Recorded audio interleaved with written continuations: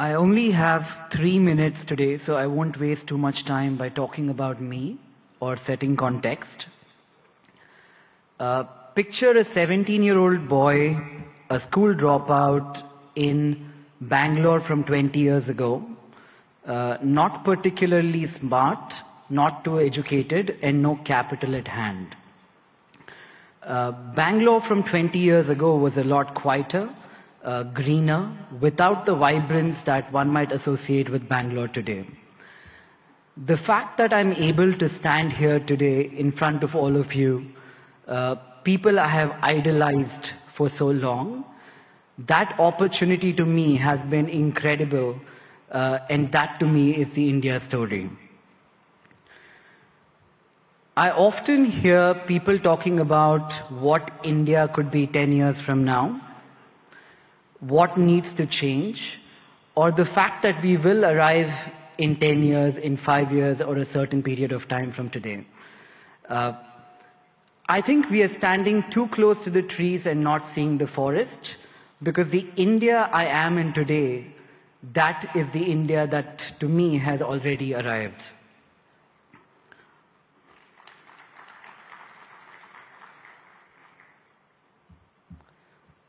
The opportunities the country threw to a 17-year-old boy, again with no education, no capital, or exceptionally smart, this, in my view, has not happened forever. The last 10 years have been incredible, and I'm not the only exception here in India.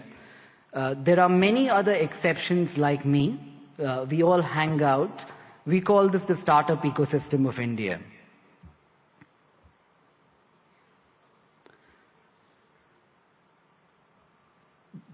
The big change in India from the last decade, in my opinion, also has been that entrepreneurship has moved from something that we have all watched around us, heard in movies, or thought could happen, something that we aspire to entrepreneurship today, which is something that we all are actively trying.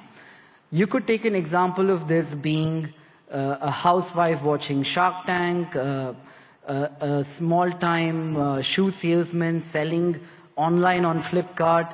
These are not stories that existed 10 years ago. To that one man in the audience here today, who in my opinion has facilitated this stable ecosystem for people like me to thrive, and millions of other who we call the youth of India to thrive, I would like to say thank you, Modi ji, for having created this ecosystem for all of us.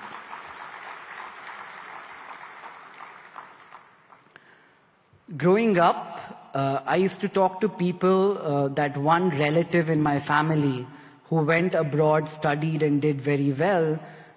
Traveling to the West seemed to be the best thing that could happen to anybody. Today, when I talk to Indians in the West who have done very well, the only thing I hear from them, it's a very young word, I call it FOMO, the fear of missing out. They're talking about India as the story that they fear missing out today. That change which has happened in the last 10 years is so evident to see that it makes me feel proud, it makes me feel like I'm in the right place at the right time, and that place today is India.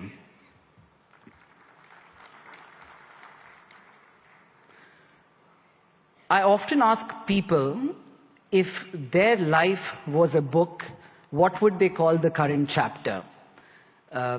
It's a good question for all of us to ask ourselves. When I look at India and I ask myself, what would be this chapter in the book of India, the first word that came up in my mind was arrived.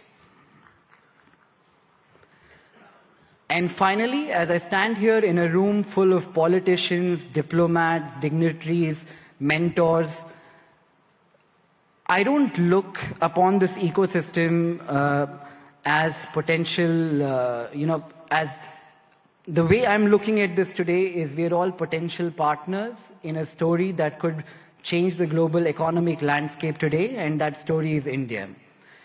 And to all the foreign investors here, India is seemingly looking like the coolest party in town. I think what you need to be aware of is if you arrive too late, you might not get in. So I'd like to thank everybody, thank Modi ji for this opportunity.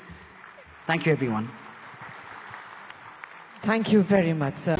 Brace yourselves for a revolutionary leap into the world of news with the Republic World app. This is not just an app, viewers. It's a direct conduit to a world of news delivered with unparalleled authority and integrity right at your fingertips. Republic World app is your gateway to the latest updates, live streams, and the debates that have become the hallmark of our journalistic prowess. Download Republic World app, available on Google Play Store and Apple App Store.